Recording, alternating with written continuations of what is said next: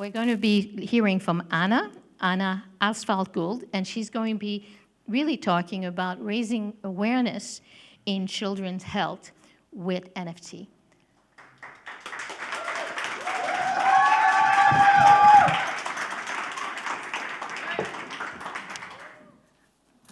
Hi, everyone. My name is Anna. How do I follow up with those amazing speakers before me? I'm just going to quickly introduce myself. I'm a multidisciplinary artist. I do mostly one-of-ones. I'm also a designer. And I came into this space in January of this year, so still relatively new, but in the grand scheme of things, in this space, I've been here forever. A lot of my work focuses on motherhood, British South Asian duality and surrealism, and I'm going to be focusing on motherhood today. My work is mainly in the form of digital illustration, photography, and painting, and I use that to push my creative boundaries and produce a range of work that represents the multifaceted experiences of being a mother to a child with complex needs.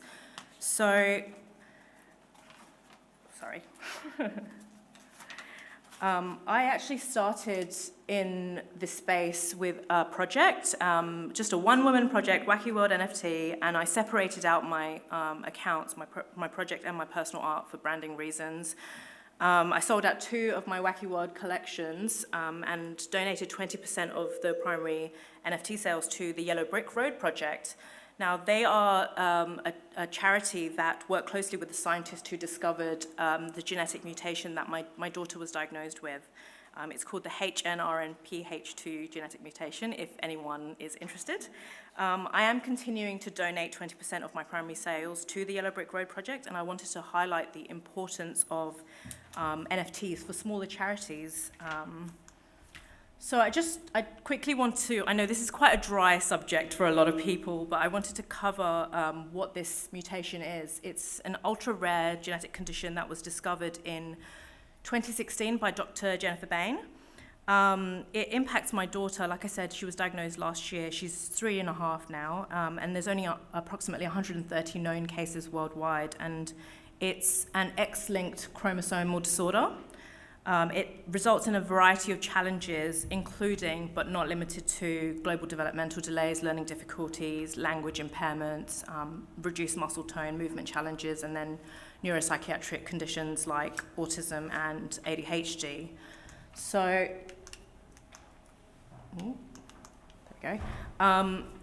Just going over my daughter, she was diagnosed in November last year, and she was just over 2 years old. She had a long journey of hospital appointments, specialist appointments, trying to figure out why she wasn't reaching milestones.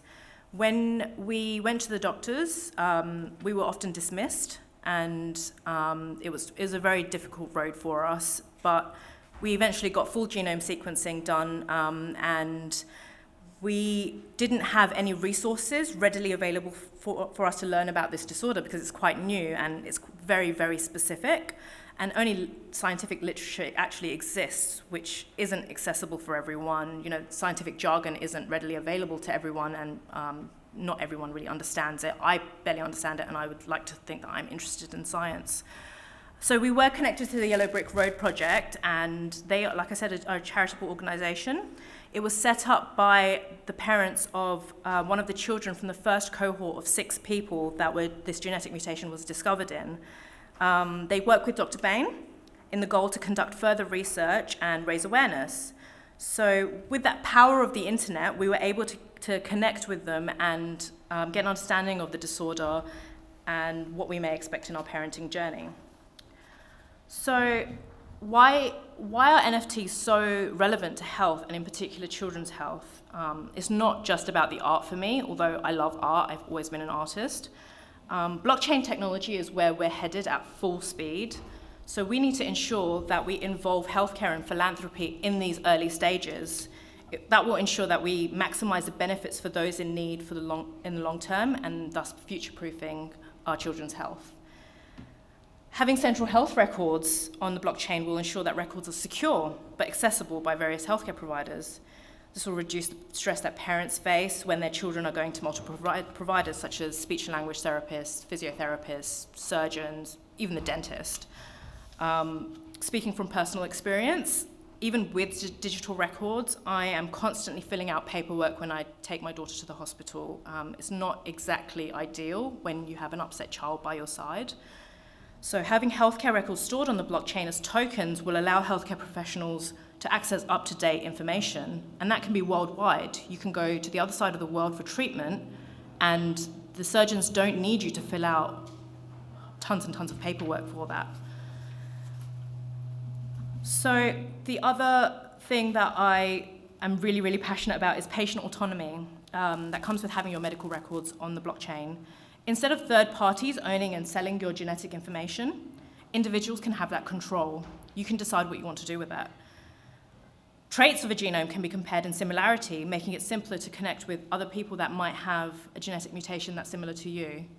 Traceability and transparency, we're all about transparency in this space. Pharmaceuticals transparency of pharmaceuticals will ensure that safety of patients. Immutability prevents the loss and alteration of data records, which is, of course, vital in healthcare, and specifically genome programs. The possibilities really are endless. So not only that, but mental health is really, really important. Becoming an artist in this space has allowed me to become into my own, really.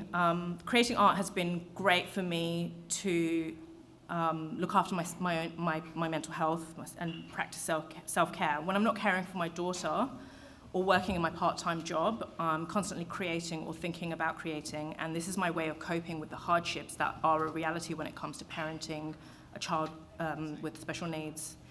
And creating this art is a great way for me to decompress at the end of the night. Minting this artwork gives me a sense of fulfillment, especially when it's combined with my awareness raising. So it's really a complete representation of my identity as a mother and an artist. Becoming an NFT artist is a way that parents and carers of medically complex children who are unable to work traditional office jobs to gain financial empowerment. They can contribute financially to their children's medical therapies, in which many countries that's very expensive. And on a wider level, not only is the creation of art great for great for parents, but also for children with medical conditions. It's widely accepted that art as a form of therapy is a useful tool for children with special needs, and it's really quite empowering for the children. So it's important.